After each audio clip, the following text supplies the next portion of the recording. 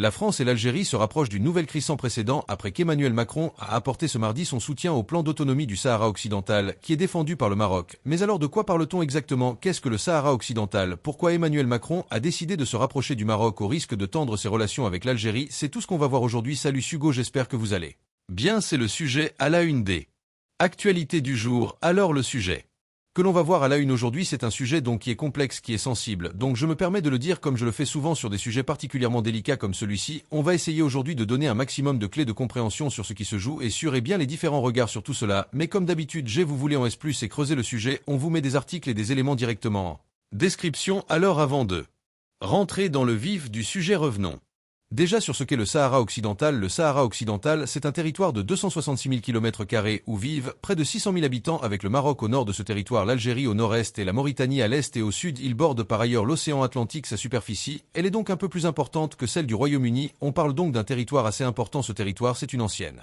colonie espagnole, mais depuis la fin de la colonisation espagnole en 1976.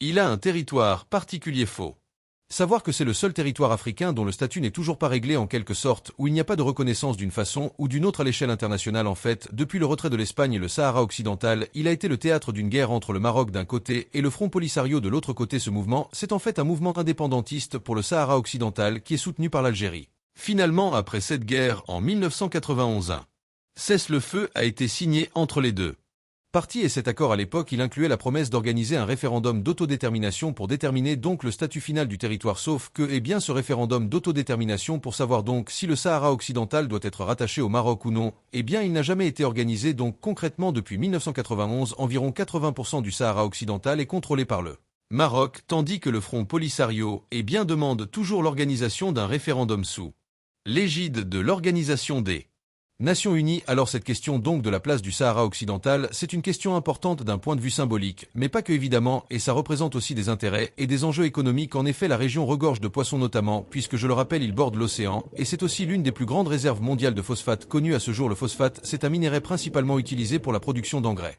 et qui est absolument essentiel à l'agriculture. Il y a donc derrière tout cela évidemment, et on en reparlera dans les prochains jours, ces enjeux, y compris donc des enjeux économiques. Et donc en 2007, on peut noter que le Maroc a proposé un plan d'autonomie pour le Sahara occidental. Ce plan, il propose en fait de conférer et de donner une large autonomie au Sahara occidental tout en restant sous la souveraineté du Royaume du Maroc. C'est toujours un élément où il y a des confusions que j'entends et que je vois assez souvent. Autonomie ne veut pas dire indépendance. Une autonomie, c'est davantage de liberté en quelque sorte pour un territoire, mais il reste rattaché dans ce cas-là à un autre pays. Alors concrètement ici, qu'est-ce que ça voudrait dire? Le Maroc semble bien proposer l'idée d'un parlement et d'un gouvernement autonome chargé de gérer les affaires internes au Sahara occidental, mais tout de même le Maroc conserverait le contrôle sur certains domaines stratégiques. On peut imaginer par exemple des questions de défense ou d'affaires étrangères. Faut savoir que ces dernières années, il y a plusieurs pays qui se sont dit favorables à une résolution du conflit grâce à ce plan. C'est par exemple le cas des États-Unis qui, fin 2020, sous la présidence de Donald Trump, ont reconnu, je cite, la marocanité du Sahara occidental. Il y a un an, on peut noter que Israël a fait de même, et en Europe, on peut noter notamment que l'Espagne estime que ce plan, je cite, constitue la base la plus sérieuse et crédible. Alors, quelle est la position de la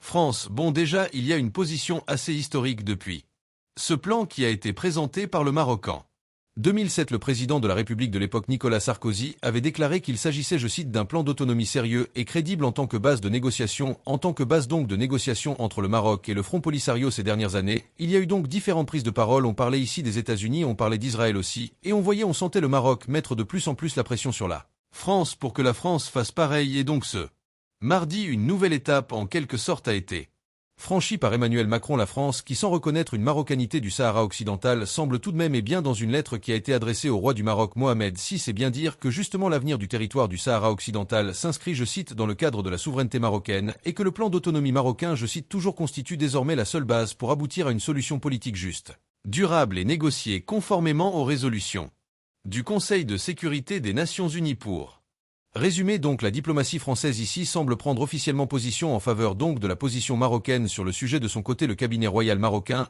a réagi, estimant que cette déclaration française constitue, je cite, une évolution importante et significative en soutien à la souveraineté marocaine sur le Sahara. Mais alors quelle a été la réaction de l'Algérie, qui est donc un soutien du Front Polisario? Suite à la publication de cette lettre du président français, le ministère des Affaires étrangère algérien a publié un communiqué dans lequel on peut lire, je cite, ce pas qu'aucun autre gouvernement français avant lui n'avait cru devoir franchir, le gouvernement actuel l'a fait avec beaucoup de légèreté et une grande désinvolture sans en mesurer lucidement toutes les retombées potentielles. De son côté, le Front Polisario a dénoncé le soutien français, je cite, à l'occupation violente et illégale du Sahara occidental. Par ailleurs, ce qu'on peut noter, c'est que mardi, l'Algérie a annoncé le retrait de son ambassadeur à Paris ces dernières années. En fait, il faut savoir que l'Algérie avait déjà eu recours à ce que l'on appelle un rappel pour consultation de son ambassadeur lors de crises avec la France en 2021 et 2023. Alors un rappel pour consultation, c'est considéré comme une démarche temporaire qui vise à discuter des relations entre les deux pays sans forcément les suspendre, mais ça montre donc qu'il y a un désaccord sur un sujet et c'est une façon symbolique et en même temps très concrète de le faire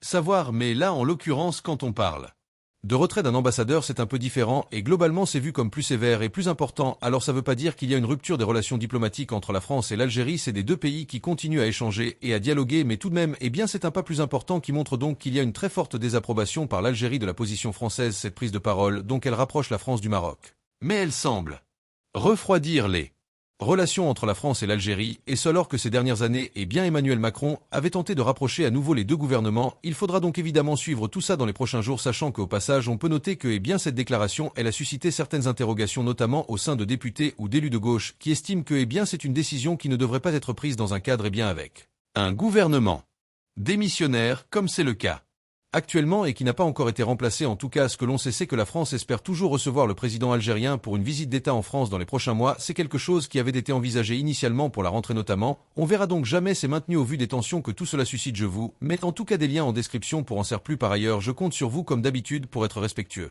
au maximum entre chacun d'entre vous dans les commentaires. Même si je le sais, c'est un sujet qui peut être sensible. Je vous laisse avec Blanche pour les actualités en bref, et je reviens juste après. Merci Hugo, et bonjour à tous. On commence avec cette actu. Le chef du Hamas, Ismail Haniyeh, a été tué ce mercredi par une frappe israélienne. Selon le Hamas, il s'était rendu à Téhéran, la capitale de l'Iran, pour assister à la cérémonie d'investiture du nouveau président du pays. De son côté, Israël n'a pas revendiqué l'attaque mais avait déjà juré de tuer le leader, ainsi que d'autres dirigeants du Hamas à la suite des attaques du 7 octobre en Israël. Après l'annonce de sa mort, l'ayatollah Ali Khamenei, le guide suprême de l'Iran, a indiqué qu'il est de leur devoir de venger le sang versé sur le territoire de la République islamique d'Iran et qu'un châtiment sévère serait infligé à Israël. Par ailleurs, un deuil national de 3 jours a été décrété parallèlement à ça. L'armée israélienne a annoncé ce mardi avoir mené une frappe ciblée à Beyrouth, la capitale du Liban. La frappe visait Fouad Chokrinho, commandant militaire du Hezbollah, un parti politique islamiste libanais, mais aussi une organisation armée classée comme terroriste par de très nombreux pays et alliés du Hamas. Israël accuse cet homme d'être responsable d'une attaque ayant eu lieu samedi sur le plateau du Golan annexé par Israël,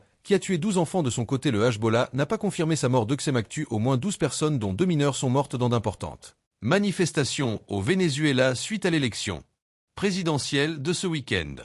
Selon 4 ONG de défense des droits humains, plusieurs milliers de Vénézuéliens ont participé à des manifestations depuis lundi pour revendiquer la victoire d'Edmundo González Urrutia, le candidat de l'opposition au président Nicolás Maduro. On en a déjà parlé. Nicolás Maduro a été officiellement réélu ce dimanche selon le Conseil national électoral vénézuélien et sa victoire est remise en question par l'opposition qui dénonce des irrégularités dans le décompte des voix de 9 pays d'Amérique latine ont demandé un réexamen des résultats. En présence d'observateurs indépendants, le Pérou a reconnu le candidat d'opposition comme gagnant légitime, ce qui a amené le Venezuela à errer ses liens diplomatiques avec le pays. De son côté, le Costa Rica a proposé l'asile politique à Edmundo González Urrutia, ainsi qu'à la chef de son parti. Troisième actu, le gouvernement du Bangladesh en Asie a annoncé ce mardi l'interdiction du plus grand parti islamiste du pays, le Jamael Islami, ainsi que sa branche étudiante, le Shibir. Cette annonce arrive alors que le pays observait une journée de deuil national pour les victimes des manifestations étudiantes mi-juillet. Le gouvernement considère que le parti est en lien avec ces violences et a décidé à l'unanimité de l'interdire. On en a déjà parlé dans ce format. Le Bangladesh a connu ces dernières semaines un grand mouvement de protestation étudiante pour mettre fin au quota d'embauche dans les emplois de la fonction publique. Au total, plus de 200 personnes ont été tuées depuis le début du mois de juillet dans ces manifestations, ce qui a fait de ce mouvement l'un des plus meurtriers depuis l'arrivée au pouvoir il y a 15 ans de Sheikh Hasina, la première ministre bangladais. La justice a finalement décidé, il y a une dizaine de jours, de revoir ses quotas à la baisse. 4e actu, le présentateur télé et journaliste Patrick Poivre d'Arvor est visé par 5 nouvelles enquêtes pour viol et viol aggravé. Les plaintes ont été déposées mi-juin et les enquêtes ouvertes début juillet. Alors ce ne sont pas de nouvelles plaignantes, les 5 avaient déjà porté plainte auparavant contre le présentateur et leurs plaintes avaient été Classée sans suite car considérée comme prescrite, c'est-à-dire que selon le parquet les faits dénoncés s'est à passer il y a trop longtemps pour pouvoir être jugé en France. Le délai de prescription pour viol est de 20 ans pour les victimes majeures et 30 ans à partir de la majorité pour les victimes mineures. Pour justifier leur redépôt de plainte, leur avocate a invoqué le principe de sérialité, c'est-à-dire que l'enquête va chercher s'il y a des témoignages similaires à celui de ces victimes qui ne sont pas prescrits. Ça permet à la justice d'enquêter sur des faits déjà prescrits. Au total, Patrick Poivre d'Arvor est accusé de violences sexuelles par plus d'une vingtaine de femmes. Et on finit avec cette actu. Les épreuves de natation du triathlon ont finalement bien pu avoir lieu ce mercredi matin dans la Seine. L'épreuve masculine devait avoir lieu ce mardi à 8h, mais elle avait dû être reportée à cause de la pollution de l'eau de la Seine. Le triathlon se compose de 3 étapes, une de natation, une de cyclisme et une de course à pied. Ce matin à 8h, c'est donc l'épreuve de natation du triathlon féminin qui a eu lieu avant l'épreuve masculine à 10h45. Le triathlon féminin a été remporté par la Française Cassandre Beaugrand. Il s'agit de la première médaille en triathlon individuel de l'histoire des Jeux Olympiques. Pour la France, le triathlon masculin a lui été remporté par le Britannique Alexis. La France a remporté la médaille de bronze. Merci beaucoup Blanche pour ces